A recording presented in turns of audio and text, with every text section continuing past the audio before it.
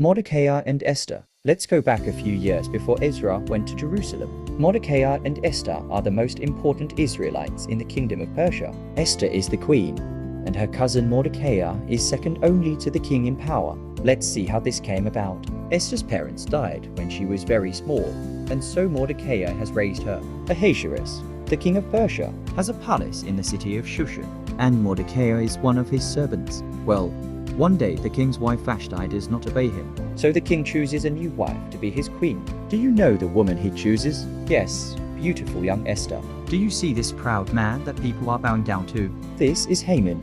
He is a very important man in Persia. Haman wants Mordecai, whom you can see sitting here, to bow down to him also.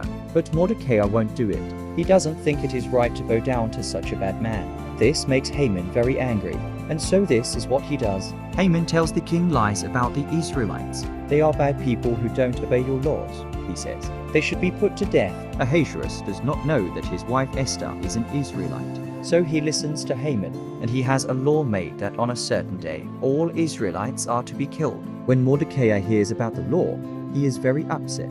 He sends a message to Esther.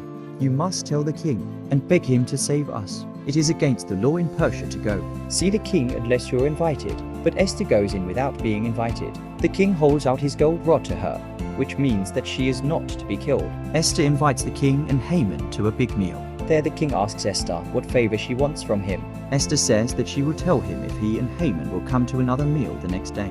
At that meal, Esther tells the king, "My people and I are to be killed." The king is angry. Who dares to do such a thing? He asks. The man, the enemy, is this bad Haman? Esther says. Now the king is really angry. He commands that Haman be killed. Afterward, the king makes Mordecai second in power only to himself. Mordecai then sees to it that a new law is made that allows the Israelites to fight for their lives on the day.